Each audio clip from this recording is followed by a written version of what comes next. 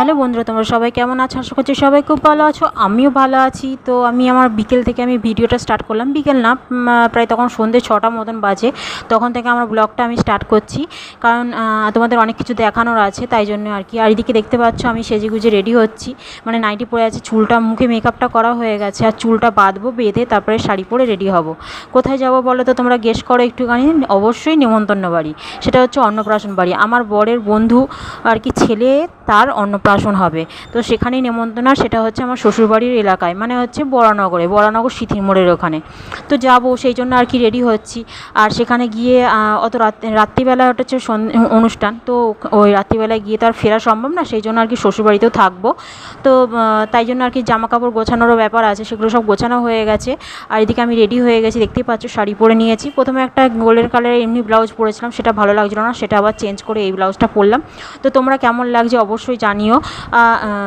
এইদিকে দেখো আমি মুখে মেকআপ সবই করা গেছে। চুলটা আমি খোপা করে রেখেছি, কারণ ট্রেনে করে যাব, তো তখন চুলটা খুব উড়বে হাওয়াতে, সেই জন্য আর কি চুলটা আমি খোপা করে রেখে দিয়েছি। ওদিকে দেখো রেডি হচ্ছে, আর ছেলেকে বলছে একটু ভিডিও করে দে। ও ভিডিও করছে, ওকে এখনও রেডি করাইনি, আমি রেডি হয়ে যাওয়ার পর ওকে রেডি করাবো। আর বর আসবে অফিস থেকে, বর অফিসে গেছে, অফিস থেকেও আসবে, এসে আমাকে মানে কোন্নগর স্টেশনে আসবে, দিয়ে তিনজনে একসাথে যাব।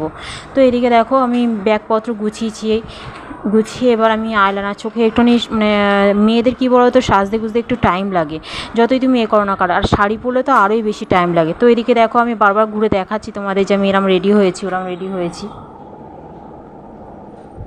তো কেমন লাগছে আমাকে তোমরা সবাই মানে প্লিজ জানিও। আর আমার ব্লগ ভিডিওগুলো তোমাদের কেমন লাগে সেটাও অবশ্য জানিও, যদি নাও ভালো লাগে থাকে সেটাও জানিও। তো চলো তারপরে দেখতে থাকো যে কী সাজছি, কী করছি, কোথায় যাচ্ছি। আর আমাদের চেষ্টা করেছিলাম একটু তাড়াতাড়ি যাওয়ার, কারণ কী বলো তো, তোমরা তো শুনেছো একটা দুর্ঘটনা ঘটেছে আরজিগড়ে হসপিটালে একটা মেয়েকে নিয়ে। তো সেখানে হচ্ছিলো, মানে মিছিল বেরোবে 11:30 থেকে। তো তাই জন্য আর কি মানে তাড়াতাড়ি করছিলাম, কিন্তু তাড়াতাড়ি করলে কী হবে, বর অফিস থেকে না আসলে তো আর যেতে পারবো না। তো খুব মানে ঝামেলায় পড়তে হবে, কারণ আর আমরা যেহেতু ডানলাপের ওপর দিয়ে যাই, সেই জন্য আর কি ডানলাপে প্রচণ্ড মিছিল, মানে ভিড় হবে, আর মিছিলও থাকবে ওখানে।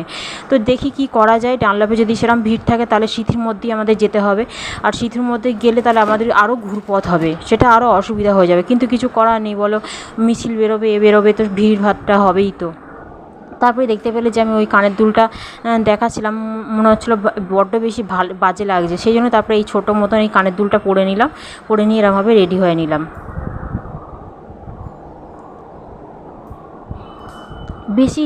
বেশি ঘিঞ্জি না সাজগোজ আমার পছন্দ লাগে না, মানে সিম্পলের মধ্যে সাজগোজ ভালো লাগে।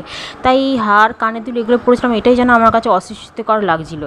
মানে আমি খুব একটা সাজি না, মানে তোমরা বিশ্বাস করবে কি না জানি না, আমি মুখে মেকআপ খুব সামান্য পরিমাণে করি, মানে একটা মুখে মাখতে হয় এই, মানে এই ল্যাকমি ফাউন্ডেশন মেখে ব্যাস হয়ে যায়। আর এর থেকে বেশি সাজগোজ করলে না যেন মনে হয় ভূত লাগছে। তো ওই সিম্পলভাবেই যেটুকানি না সাজলেই নয় সেইটুকানি আর কি সাজলেগুলো ভালোই লাগে, কিন্তু তাও যেন মানে যখন সাজি তখন সাজা হয়ে যাওয়ার পর কখন খুলবো এরকম মনে হয়। তো এদিকে দেখো ছেলেকে বেল করে ওকে সাজিয়ে গুজিয়ে রেডি করে দিচ্ছি। আর ও অরেঞ্জ কালার একটা জামা পরেছে, ওটা তোমার জন্মদিনে যারা ভিডিও দেখেছো তারা বুঝতে পারবে যে এই অরেঞ্জ কালারের জামাটাও জন্মদিনের। তো অরেঞ্জ কালারটাই পরবে বললো, আমি বললাম অন্য কালারে পরবে না, ওই অরেঞ্জ কালারেরটাই পরবে। তো তাই জন্য ওই জামাটা পরে নিয়েছে। এবার আমি বেল্ট দিয়ে জিন্সের প্যান্টটা পরিয়ে দিচ্ছি। তো পরানো হয়ে গেছে, এবার আমি চুল আঁচড়ে দিচ্ছি।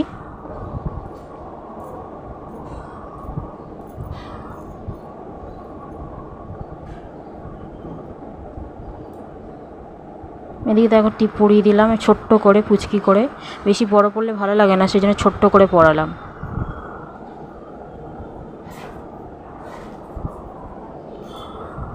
আর এদিকে দেখো ব্যাগপত্র নিয়ে গোছাচ্ছি, এখনও বর ফোন করেনি, আমি রেডি হয়ে গেছি কিন্তু এখনও ফোন করেনি। তবে পাউডার দিয়ে একটু করলাম।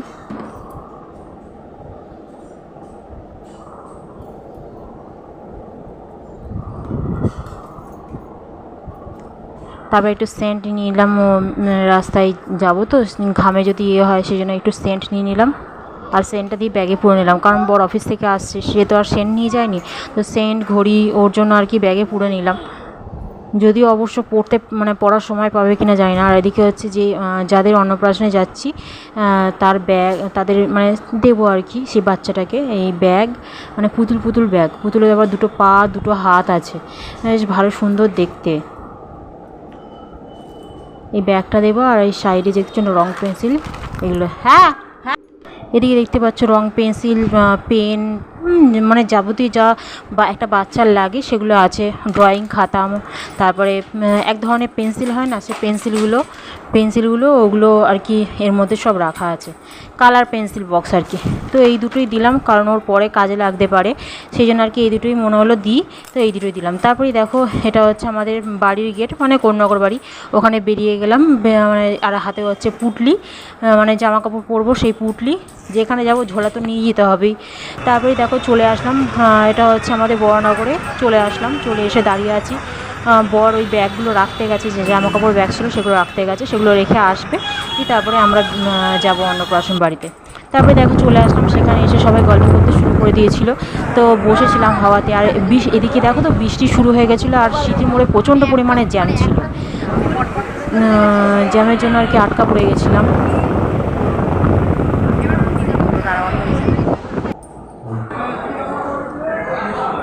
তারপরে দেখো এখানে ছবি তুলতে শুরু করে দিয়েছি, আমি ভিডিও করছিলাম, তারপর বলছে এই ভিডিও করছে, তারপর ও সাইড হয়ে গেল, তারপর ওর সাথে গল্প করছে। এগুলো সব হচ্ছে আমার বন্ধু না, আমার বরের বন্ধুর সব বউরা আর কি।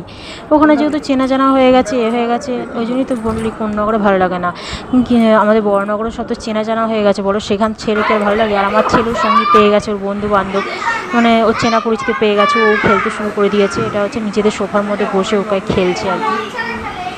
আর এটা হচ্ছে এই বাচ্চাটা, যে বাচ্চাটা ইয়ের মধ্যে ছিল, যার অন্নপ্রাশন ছিল সেই বাচ্চাটা। এখনও শুনিনি, তো এসে জামা কাপড় ছাড়লাম, তো সব কিছু দেখতেই পাচ্ছ, সব কিছু ইয়ে করলাম। তো এখন আমি শ্বশুরবাড়িতে আছি, আমি আর বাড়িতে যাইনি, এত রাত্রিবেলাতে বাড়িটা সম্ভব না, শাশুড়িও বলছিল থাকতে। আর একটা কারণ আছে, তো তোমরা ব্লগ ভিডিওতে সব কিছু পেয়ে যাবে, ঠিক আছে? তো আমার ভিডিওটা আমি এখানেই শেষ করছি, তোমরা ভালো থেকো, সুস্থ থেকো।